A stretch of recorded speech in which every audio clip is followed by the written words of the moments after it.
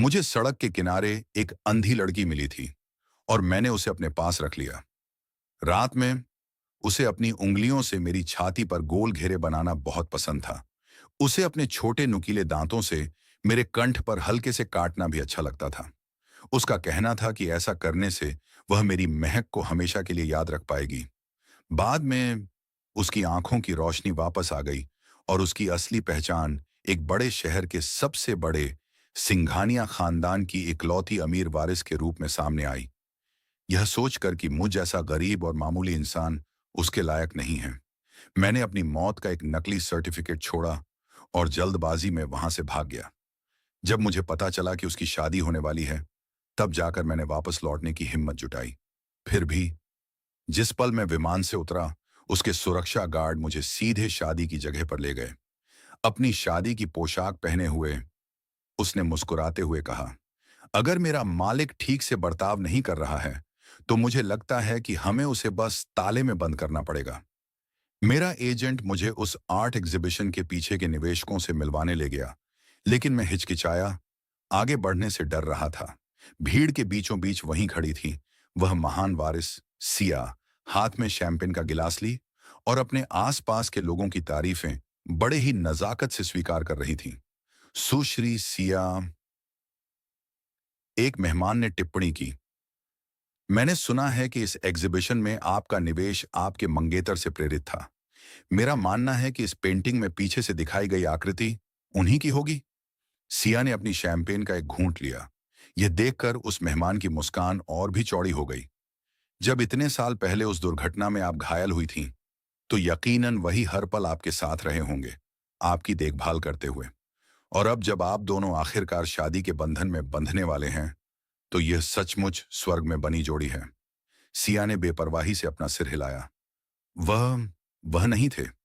मेहमान अभी और कुछ कहने ही वाला था कि सिया ने अपना गिलास घुमाया और थोड़ी सी बेसब्री के साथ उसे बीच में ही रोक दिया। वह यही है।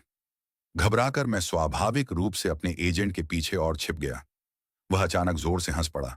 खिड़की की तरफ उंगली दिखाते हुए बोला, वह ऊपर है, आसमान से हम पर नजर रख रहा है। मैंने एक लंबी गहरी सांस छोड़ी। बिल्कुल सही, मैं तो पहले ही मर चुका हूं।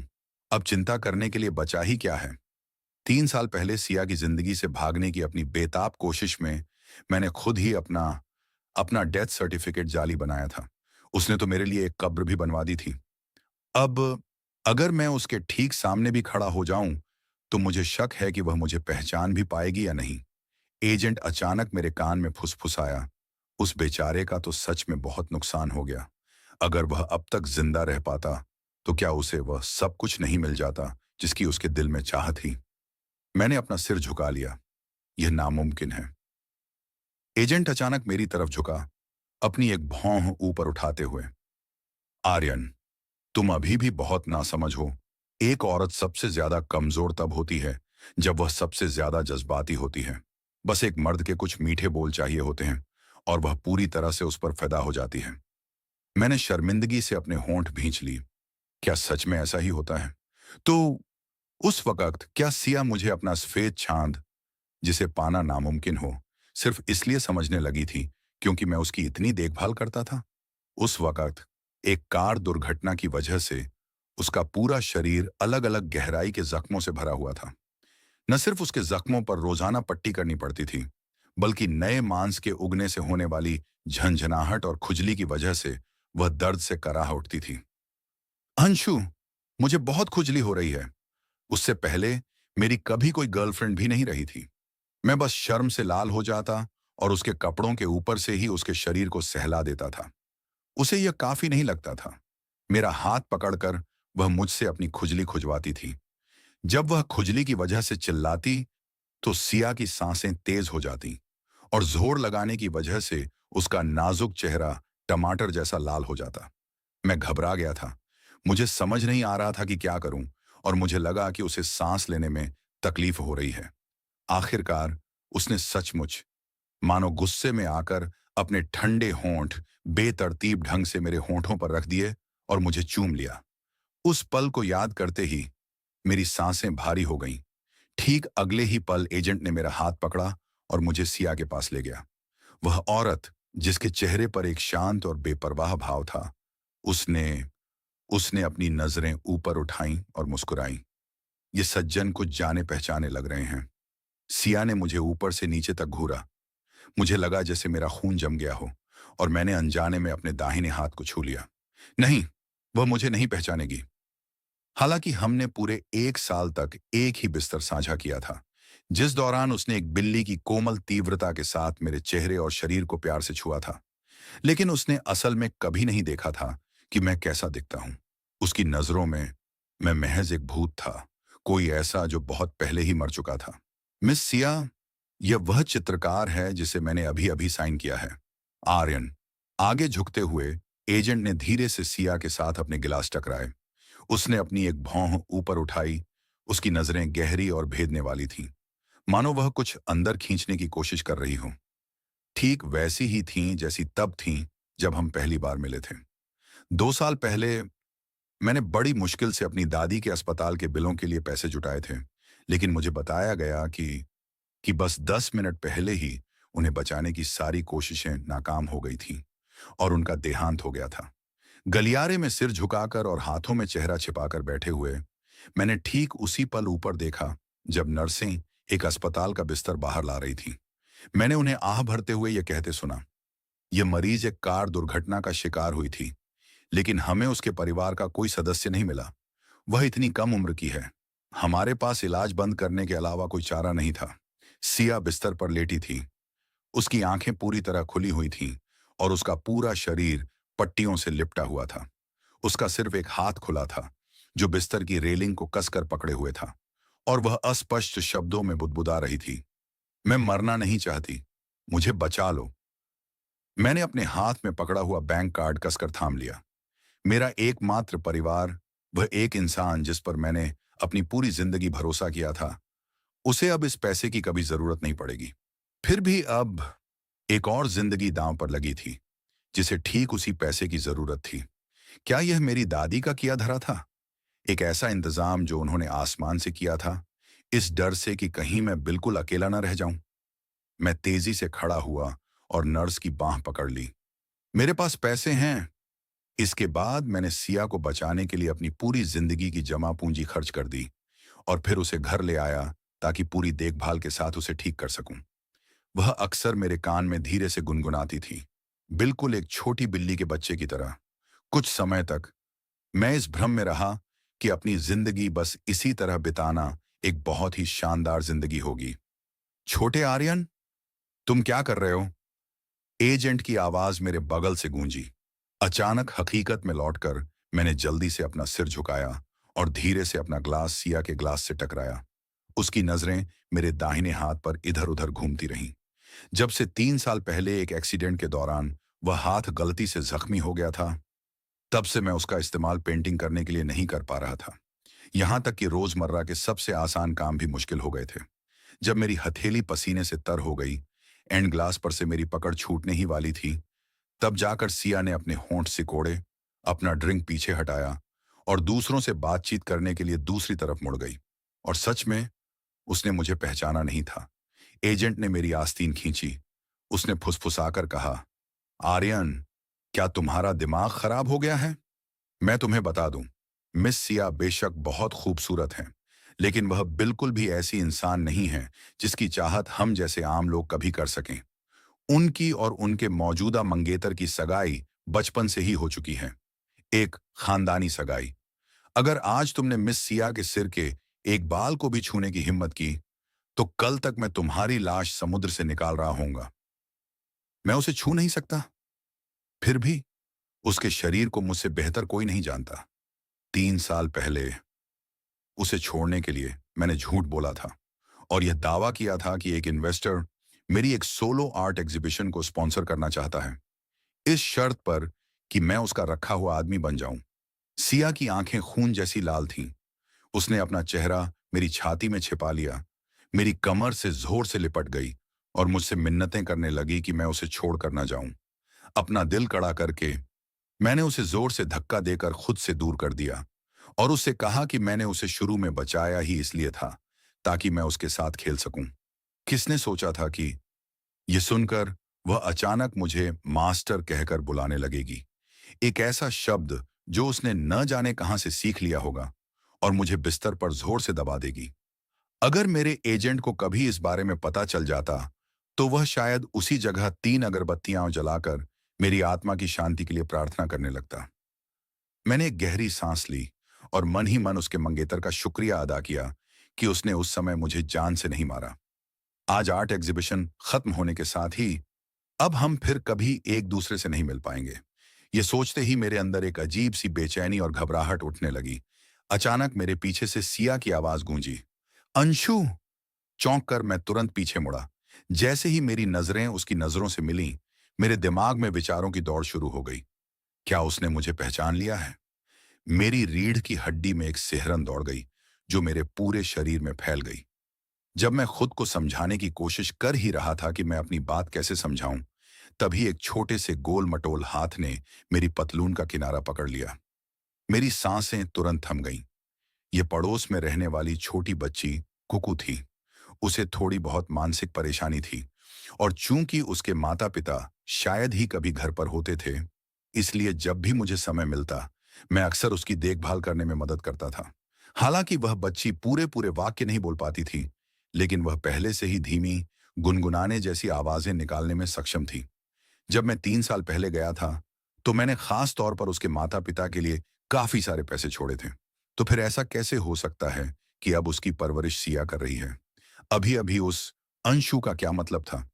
क्या वह मुझे बुला रही थी, या उस छोटी बच्ची को?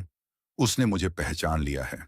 एंड अब वह मेरी लाश को मछलियों का खाना बनाने के लिए समुद्र में फेंकने का प्लान बना रही है। मैं अनजाने में ही कांप उठा। जैसे ही मैं वहां तनाव से उस बच्ची को एक नया नाम दिया था। हालांकि वह बच्ची, जिसने मुझे शायद सदियों से नहीं देखा था, मेरी पतलून के पांचे से कसकर चिपक गई और किसी भी कीमत पर मुझे छोड़ने को तैयार नहीं थी। उसकी आंखों में तो आंसू भी आ गए थे। सिया हल्की सी मुस्कुराई। लगता है अंशु को मिस्टर आर्यन सच में बहुत पसंद है। मेरा दिल जोरों से धड़कने लगा। इस डर से कि कहीं बच्ची मुझे पहचान न ले और मेरा राज खुल न जाए, मैं बस एक सूखा सा अजीब सा जवाब ही दे पाया। है, छोटे बच्चों का बड़ों को देखकर प्यार जताना तो बिल्कुल नॉर्मल बात है। फिर नापसंदगी का नाटक करते हुए मैं अपना पैर उठाकर वहां से हटने लगा।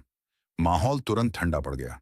सिया ने बच्ची को अपनी बाहों में भर लिया और एक ठंडी सख्त आवाज में बोली, मिस्टर आर्यन, क्या आप आमतौर पर कोई पालतू जानवर या छोटे जीव नहीं पालते?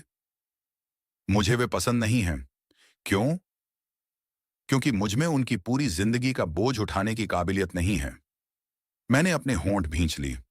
मुझे कभी लगता था कि मैं अपनी दादी को बचा लूंगा, इस बच्ची की मदद करूंगा, और यहां तक कि सिया के साथ भी रह पाऊंगा। लेकिन आखिर में मैं बिल्कुल अकेला रह गया। मैं तो शुरू से ही अकेला था। मैं तुरंत मुड़ा और बिना एक बार भी पीछे मुड़कर देखे वहां से चला गया। ठीक अगले ही पल सिया की बाहों में वह बच्ची जोर जोर से रोने लगी। भैया! उसने मुझे पुकारने की कोशिश की। उसके शब्द लड़खड़ा रहे थे और साफ सुनाई नहीं दे रहे थे, लेकिन मैं बस उन्हें अपनी पीठ दिखाता हुआ आगे बढ़ता रहा। अगर सिया उसे अपने पास रखने को तैयार थी, तो फिर मेरे पास वहां रुकने का और क्या बहाना बचा था? अचानक मेरे पीछे जमीन पर एक तस्वीर का फ्रेम गिरने और टूटने की जोरदार आवाज आई। मैं हड़बड़ाकर तेजी से पीछे मुड़ा। सिया बच्ची को गोद में लिए हुए ही जमीन पर गिर पड़ी थी, और फोटो फ्रेम ठीक उनके बगल में टूटकर बिखरा पड़ा था। सिया के टखने पर तुरंत सूजन आ गई और वह लाल पड़ गया। बाकी सारी चिंताएं एक तरफ रखकर मैं दौड़कर उसके पास गया, उसे अपनी बाहों में उठा लिया और देखा कि कहीं उसे कोई और चोट तो नहीं लगी है। उसकी आंखें लाल थीं और आंसुओं से भरी हुई थीं। जब उसने ऊपर मेरी तरफ देखा, एक पल के लिए मुझे ऐसा महसूस हुआ जैसे कि यह 3 साल पहले की बात हो, जब वह मेरी बाहों में सिमट जाती थी और कांपती हुई आवाज में मुझे बताती थी कि उसने कोई बुरा सपना देखा है। सिया, क्या हुआ? हमारे ऊपर से एक कोमल गर्मजोशी भरी आवाज आई। मैंने ऊपर देखा तो मुझे अतीत का वही जाना पहचाना चेहरा दिखाई दिया। जो आदमी अभी अभी आया था, वह कोई और नहीं बल्कि सिया का मंगेतर विवेक था। सिया के परफ्यूम की महक हवा में घुल गई थी, एक अनजान सी खुशबू, ठीक सिया और मेरे जैसी। हम दोनों बिल्कुल अलग दुनिया के लोग थे। इसने मुझे उस समय की याद दिला दी जब विवेक पहली बार मेरे छोटे से खस्ता हाल कमरे में आया था और घिन के मारे अपनी नाक सिकोड़ रहा था। उसके चमकते हुए चमड़े के जूतों के नीचे एक गंदी फर्श थी। ऐसी गंदगी जो कितनी भी रगड़ कर साफ करने पर भी पूरी तरह से साफ नहीं हो सकती थी। एंड हवा में फफूंदी की बदबू घुली हुई थी। उसके जैसा आदमी भला ऐसी गंदगी और बदहाली को कैसे बर्दाश्त कर सकता था? अपनी इस दयनीय और कंगाल हालत में तुम भला उसकी रक्षा करने की उम्मीद कैसे कर सकते हो? ज्यादा संभावना तो यही है कि उसी को तुम्हारी रक्षा करनी पड़ेगी। उस समय मेरा दाहिना हाथ घायल था। अगर कोई और समय होता तो मैं यकीनन अपना सिर ऊंचा करके उसकी बातों का जवाब देता। लेकिन विवेक ने जो भी कहा वह सब सच था। मैं शर्म के मारे बस अपना सिर झुकाए रहा और उसे अपनी शर्तें थोपने और मुझे रौंदने की पूरी छूट दे दी। फिर भी 3 साल बीत चुके हैं। अब वह सब खत्म हो चुका है और अब मुझे उसके सामने सिर झुकाने की कोई जरूरत नहीं है।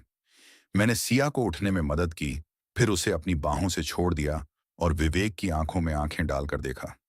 एक पल के लिए उसकी आंखों में हैरानी की झलक दिखी, लेकिन अगले ही पल उसने फिर से वही बनावटी मुस्कान ओढ़ ली। धन्यवाद सर, हमारी मदद करने के लिए। हम वह बेशर्मी से सिया पर अपना हक जता रहा था। फिर भी मुझे पूरा यकीन था कि वह यह जाहिर करने की हिम्मत नहीं करेगा कि हमारा कोई साझा अतीत था। विवेक ने सिया को अपनी बाहों में कसकर खींच लिया और बनावटी प्यार से उसकी ओर देखते हुए कहा, सिया और मैं बहुत जल्द शादी करने वाले हैं। मैं बिल्कुल नहीं चाहूंगा कि उसे कुछ भी हो। सिया ने सीधे मेरी आंखों में देखा। उसकी नजरें इतनी तेज थीं कि मानो मेरी रूह तक को भेद देना चाहती हों। कुछ पल की तनावपूर्ण खामोशी के बाद मैंने भी मुस्कुराते हुए कहा, बधाई हो प्रेसिडेंट विवेक, आपकी शादीशुदा जिंदगी खुशियों से भरी हो। मुझे हैरानी हुई जब सिया की आंखों की गहराई में अचानक एक गहरा कोहरा सा छा गया। उसने मेरे ही शब्दों को दोहराया, हर शब्द को धीरे धीरे और जानबूझकर बोलते हुए, शादीशुदा जिंदगी खुशियों से भरी हो। मैं वहीं का वहीं जम गया। मैं कुछ नहीं कर सका, बस सारी सावधानी को ताक पर रखकर खुद को शांत दिखाने की कोशिश की और वहां से जल्दी से निकल गया। लेकिन अचानक सिया ने मुझे आवाज दी। उसने अपने पीछे खड़े सेक्रेटरी से शादी का एक लाल कार्ड लिया और कहा, मिस्टर आर्यन, आपको अगले हफ्ते हमारी शादी में जरूर आना होगा। उसके लहजे में कहीं से भी न्योते जैसा कुछ नहीं लग रहा था। इसके विपरीत उसके लहजे में एक गहरी धमकी छिपी हुई थी। क्यों? जहां तक उसका सवाल था, मैं उसके लिए एक अजनबी से ज्यादा कुछ नहीं था, जिससे वह बस एक बार मिली थी। क्या उसे कुछ पता चल गया था? हालांकि जिस तरह से वह और विवेक एक दूसरे के बेहद करीब बैठे थे, उसे देखकर मैंने यह ख्याल अपने मन से निकाल दिया। मुस्कुराते हुए मैंने न्योता स्वीकार किया। कला प्रदर्शनी एक हफ्ते में खत्म हो जाएगी। मुझे लगता है कि तब तक मैं इस शहर से जा चुका होऊंगा। विवेक ने सिया के सिर पर किस किया, लेकिन उनकी नजरें सीधे मुझ पर टिकी थीं। बिल्कुल सही मिस्टर आर्यन, आपको हमारी शादी में जरूर आना होगा। चलो पिछली सारी छोटी मोटी बातों को भूल जाते हैं। मैंने सिर हिलाया और लापरवाही से निमंत्रण पत्र पास के कूड़ेदान में फेंक दिया। सिया के लिए वे पिछली घटनाएं शायद एक दर्दनाक इतिहास थीं, जिसे वह बिल्कुल भी याद नहीं करना चाहती थी। तो चलो सब कुछ अतीत में ही रहने देते हैं। मुझे लगा था कि एक बार प्रदर्शनी खत्म हो जाएगी तो मेरी सिया से फिर कभी मुलाकात नहीं होगी। लेकिन मुझे हैरानी हुई जब अगली ही सुबह मेरे एजेंट ने मुझे फोन करके बताया कि निवेशक एक जश्न की दावत दे रहा है। मैंने तुरंत मना कर दिया। आखिर प्रदर्शनी में हुई वह घटना, जहां सिया ने लगभग मेरी असली पहचान उजागर कर ही दी थी, सोचकर ही मेरे रोंगटे खड़े हो जाते थे। लेकिन मेरे एजेंट ने फोन पर चिल्लाते हुए कहा, प्रेसिडेंट सिया ने खास तौर पर आपकी मौजूदगी की गुजारिश की है। उन्होंने कहा है कि अगर आप नहीं आए तो आप अपनी आखिरी पेमेंट भूल ही जाइए। आपको एक भी पैसा नहीं मिलेगा। दावत में मेरा एजेंट मुझे घसीटते हुए ले गया। हर कदम पर निवेशक के सामने झुकता गिड़गिड़ाता रहा और आखिर में मुझे सीधे सिया के सामने ले जाकर खड़ा कर दिया। उसने अभिवादन के लिए अपना हाथ बढ़ाया। अंशु, बहुत दिनों बाद मिले। मेरे दिल की धड़कनें अचानक तेज हो गईं। क्या उसे कुछ पता चल गया था? क्या वह मेरी परीक्षा ले रही थी? मैंने खुद को शांत रखने की कोशिश की और उससे हाथ मिलाने के लिए अपना हाथ बढ़ाया। प्रेसिडेंट सिया, मेरा सरनेम तो जी है। आप मुझे बस मिस्टर आर्यन कह सकती हैं। उन दिनों मैंने उसे कभी अपना असली नाम नहीं बताया था। मैंने बस इतना कहा था कि बिल्कुल अपनी दादी की तरह मैं अंशु नाम से जाना जाता हूं। इसीलिए इतने सालों बाद भी वह मेरा पता लगाने में पूरी तरह नाकाम रही थी। यह देखकर कि मैं अपने औपचारिक नाम पर कितना जिद से अड़ा हुआ था, मेरा एजेंट झुंझला गया और उसने जोर से मेरी आस्तीन खींची। अंशु एक बहुत प्यारा नाम है। यह सुनने में ज्यादा अपनापन भरा और दोस्ताना लगता है। सिया ने मेरी तरफ घूरा और बेपरवाही से कहा, अंशु मेरे एक पुराने जान पहचान वाले का नाम था। वह भी एक पेंटर था। दुख की बात है कि कुछ साल पहले उसकी मौत हो गई। तुम्हें अब देखकर मुझे थोड़ी उदासी महसूस हो रही है। मेरे एजेंट ने चुपचाप अपने माथे से पसीना पोंछा और घबराहट में मुस्कुराने की कोशिश की। उसने कभी सोचा भी नहीं था कि मैं अचानक इतना अलग बर्ताव करूंगा। मैं हल्के फुल्के अंदाज में बातें करने में व्यस्त हो गया और साथ ही बैठने के लिए कोई शांत कोना ढूंढने की कोशिश करने लगा। लेकिन सिया ने बड़े ही रौबदार अंदाज में हाथ हिलाया और हमें अपने ठीक बगल वाली सीटों पर बैठने का इशारा किया। इससे पहले कि मैं मना कर पाता, उसके एजेंट ने मुझे जबरदस्ती मेरी सीट पर बिठा दिया। ठीक है, अब बस चुपचाप बैठकर खाने का समय है। लेकिन अगले ही पल मैंने देखा कि पूरी डाइनिंग टेबल सी फूड से भरी हुई थी। एंड मेरे होंठों का कोना अनजाने में ही फड़क उठा। अगर मुझे पता होता कि इस आर्ट एग्जीबिशन में आने से मेरी जान खतरे में पड़ जाएगी, तो मैं बिल्कुल भी वापस नहीं आता। मुझे सी फूड से बहुत ज्यादा एलर्जी है, इतनी गंभीर कि इससे जानलेवा गले में सूजन हो सकती है। और सिया को यह बात बहुत अच्छी तरह पता थी। मैंने अपनी चॉपस्टिक्स पकड़ी और कुछ भी खाने से हिचकिचाने लगा। जरा संभल कर मिस्टर आर्यन, क्या आप खाना नहीं खाएंगे? सिया ने पूछा। उसकी आवाज में कोई छिपा हुआ मतलब था। मैंने अपने दांत भींचे। अगर मैंने अब मना किया तो उसे मुझ पर और भी ज्यादा शक हो जाएगा। खाना खाने और एलर्जी का असर शुरू होने के बीच कुछ पलों का समय होगा। यकीनन मैं कोई बहाना बनाकर वहां से निकल सकता हूं, सीधे अस्पताल जा सकता हूं और ठीक हो सकता हूं। मैंने अपनी चॉपस्टिक्स उठाई, मछली का सबसे छोटा टुकड़ा चुना, अपनी आंखें बंद की और उसे अपने मुंह में डालने की तैयारी की। तभी अचानक किसी ने मेरी कलाई पकड़ ली। वह सिया थी। उसकी आंखों में गुस्सा भड़क रहा था। वह बिल्कुल वैसी लग रही थी जैसे किसी ने अपने धोखेबाज पति को रंगे हाथों पकड़ लिया हो। ऐसा लग रहा था जैसे वह किसी भी पल मुझे पूरा का पूरा निगल जाएगी। मैंने मुश्किल से घूंट भरा। मैं अपराध बोध से भरा हुआ था और मैं इतना सहमा हुआ था कि ऊपर देखने की भी हिम्मत नहीं जुटा पा रहा था।